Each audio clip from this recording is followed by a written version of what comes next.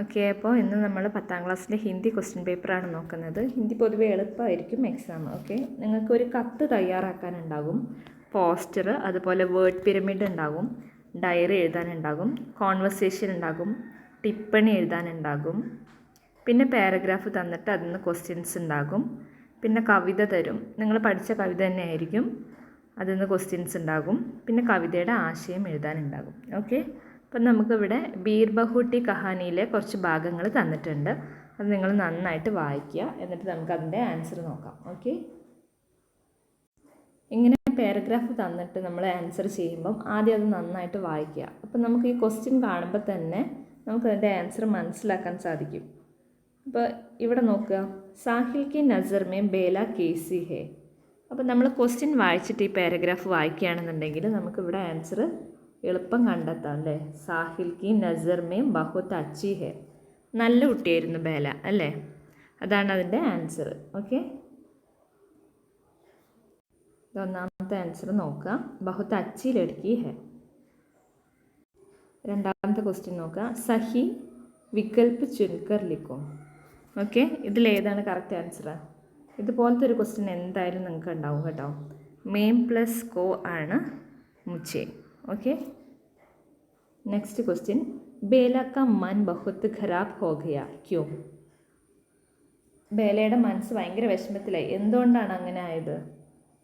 നമുക്കറിയാം, സഹിലിൻ്റെ മുന്നിൽ വെച്ചിട്ട് മാഷ് എന്ത് ചെയ്തു?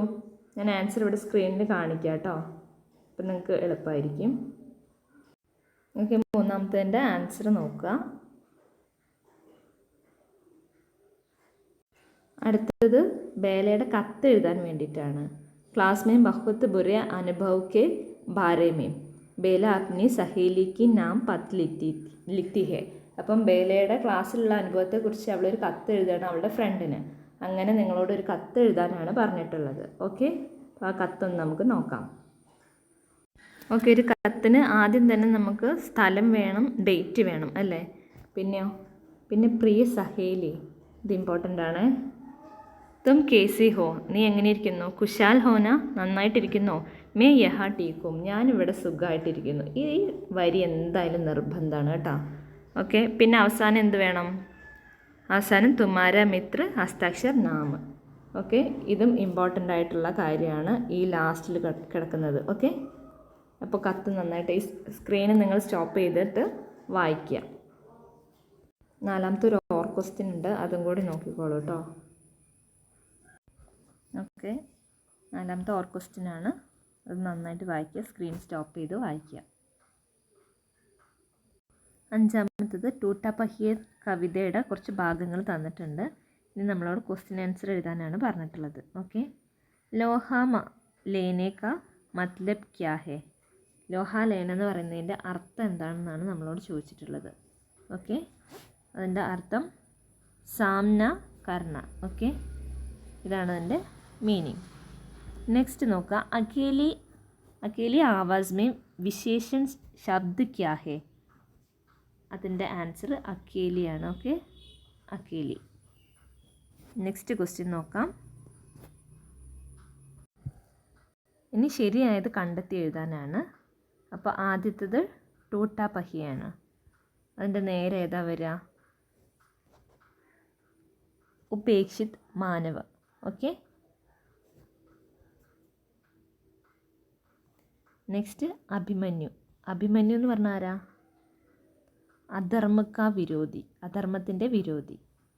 നെക്സ്റ്റ് ചക്രവ്യൂഹ, അത് സമസ്യായും. ഇനി ലാസ്റ്റ് വൺ. ഓക്കെ, മനസ്സിലായല്ലോ. ഇനി അടുത്ത ക്വസ്റ്റ്യൻ നോക്കാം. കവി ഓർ കവിത കാ പരിചയ ദേത്തെ ഹുവേ ഇസ് കവിതാംശ കാ ആശയ ലിഖോ. അതായത് ഈ കവിതയുടെ ഒരു ആശയം എഴുതാൻ വേണ്ടിയിട്ടാണ്. ഓക്കെ, ഇത് നന്നായിട്ട് വായിച്ച് പഠിക്കണം. ഓക്കെ, മനസ്സിലാക്കി പഠിക്കണം. ഇത് സ്റ്റോപ്പ് ചെയ്തിട്ട് വായിക്കുക. ഇനി അടുത്ത ക്വസ്റ്റ്യൻ നോക്കാം. ഓക്കെ, അടുത്തതും നമുക്ക് ഇതുപോലെ ഒരു സെൻറ്റൻസ് തന്നിട്ട് ക്വസ്റ്റ്യൻ ആൻസർ എഴുതാനാണ്. ആദ്യത്തെ ക്വസ്റ്റ്യൻ നോക്കാം. 9ാമത്തെ ക്വസ്റ്റ്യൻ നോക്കാം. ഹതാശ സെ ഏക് വ്യക്തി ബേഠ് ഗയാ താ, കവിത കിസ്കി ഹേ. ഈ കവിത ആരുടേതാണ്? വിനോദ് കുമാർ ശുക്ല की. ഓക്കെ, നെക്സ്റ്റ് എന്താണ്? സഹി വാക്യ ചുൻകർ ലിഖോ. ഇവിടെ ശരിയായ വാക്യം മേ ജാൻതാ ഹൂം. ഓക്കെ, ഇനി അടുത്തത് നോക്കാം. 11ാമത്തെ ക്വസ്റ്റ്യൻസ് നോക്കി വെക്കാം. ആൻസർ വായിക്കാം. 11ൻ്റെ ആൻസർ വായിച്ച് വയ്ക്കുക. ഓക്കെ, ഇനി അടുത്ത ക്വസ്റ്റ്യൻ നോക്കാം. അടുത്തതൊരു പോസ്റ്റർ ഉണ്ടാക്കാനാണ്. സബ്ജക്റ്റ് മാനവതാക്കി മാനവ്ക്ക് പഹ്ചാനെ ഹെ, അതാണ് ടോപ്പിക്ക്, അതാണ് നമ്മളെ വിഷയം. അതിനെക്കുറിച്ചൊരു പോസ്റ്റർ തയ്യാറാക്കാനാണ്. ഓക്കെ, ഓർ ക്വസ്റ്റ്യൻ ഉണ്ട്, അത് നോക്കിക്കോളൂ കേട്ടോ. പോസ്റ്റർ നോക്കുക, സ്ക്രീൻ സ്റ്റോപ്പ് ചെയ്തിട്ട് പോസ്റ്ററിൽ എന്തൊക്കെയാണ് ഉള്ളതെന്ന് നന്നായിട്ട് നോക്കി വായിക്കുക. ഡേറ്റ് വേണം, സമയം വേണം, സ്ഥലം വേണം, ഒരു ഹെഡിങ് വേണം അല്ലേ, നമ്മളെ വിഷയം വേണം. ഇത് നന്നായിട്ട് ഒരു ബോക്സിലാക്കി സെറ്റ് ചെയ്തിട്ട് വേണം എഴുതാൻ. ഓക്കെ, നെക്സ്റ്റ് ക്വസ്റ്റ്യൻ നോക്കാം. അതിൻ്റെ ഓർ ക്വസ്റ്റ്യനാണ്. ടിപ്പണി, കുറിപ്പ് തയ്യാറാക്കാനാണ്. ഇത് നോക്കുക, സ്ക്രീൻ സ്റ്റോപ്പ് ചെയ്ത് വായിക്കുക.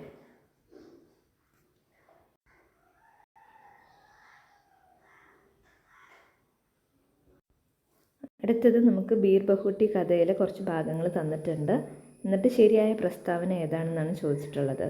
ബേല ഓർ സാഹിൽ മിഠായി ലേനെ ദുക്കാൻ ഗയേ. അവർ കടയിലേക്ക് മിഠായി മേടിക്കാനാണോ പോയത്? അല്ല. ഓക്കെ, നെക്സ്റ്റ് എന്താ? ബേല ഓർ സാഹിൽ പെൻമേ സ്യാഹി ബർവാനയ്ക്ക് ലിയേ ദുക്കാൻ ഗയേ അല്ലേ, പെന്നിൽ മഷി നിറയ്ക്കാൻ വേണ്ടിയിട്ടാണ് കടയിലേക്ക് പോയത്. ഓക്കെ, ഇനി നെക്സ്റ്റ് ക്വസ്റ്റ്യൻ നോക്കാം. साहिल ने पेन में बची स्याही ज़मीन पर ചിടക് थी क्यों? എന്തുകൊണ്ടാണ് സാഹിൽ പെന്നിലെ മഷി താഴെ കളഞ്ഞത്? അപ്പോൾ സാഹിലിന് അറിയായിരുന്നു കടയിലേക്ക് പോവുകയാണ്, കടയിൽ എന്തായാലും മഷി ഉണ്ടാവും, മഷി നിറയ്ക്കാൻ വേണ്ടി പോവുകയാണല്ലോ, അതുകൊണ്ടാണ് അത് കളഞ്ഞത്, പെന്നിൽ ഉണ്ടായിരുന്ന മഷി കളഞ്ഞത്. ഓക്കെ, ഇനി നമുക്ക് ആൻസർ നോക്കാം, എങ്ങനെ എഴുതേണ്ടതെന്ന് നോക്കാം. നമുക്ക് 13ൻ്റെയും 14ൻ്റെയും ആൻസർ നോക്കിക്കോളൂ കേട്ടോ. ക്വസ്റ്റ്യൻ നമ്പർ ഉണ്ട്, ആൻസർ വായിക്കുക. 15ാമത്തെ ക്വസ്റ്റ്യൻ നോക്കാം. കഹാനിക്ക് ഇസ് പ്രസംഗ് കാ പാഠ്കഥാ കാ ഏക് ദൃശ്യ ലിഖോ അഥവാ ദോസ്തി കാ മഹത്വ വിഷയ പർ ടിപ്പണി ലിഖോ. അപ്പം സുഹൃത്തിൻ്റെ മഹത്വം എന്ന് പറഞ്ഞിട്ടുള്ള ഒരു വിഷയത്തെക്കുറിച്ചൊരു ടിപ്പണി തയ്യാറാക്കാൻ. അപ്പം 15ൽ 2 ക്വസ്റ്റ്യൻ ഉണ്ട്, നമുക്ക് ആൻസർ നോക്കാം. ഇവിടെ സൂചനകളൊക്കെ കൊടുത്തിട്ടുണ്ട് കേട്ടോ. നമുക്ക് ആൻസർ നോക്കാം.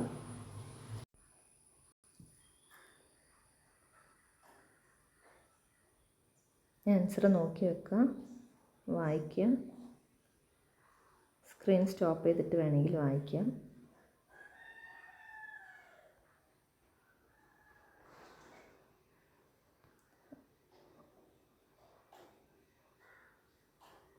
സ്ക്രോൾ ചെയ്യാണ്,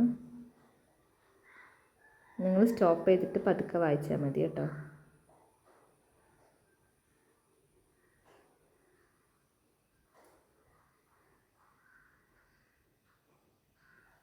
നെക്സ്റ്റ് ടിപ്പണി, ദോസ്തി കാ മഹത്വ.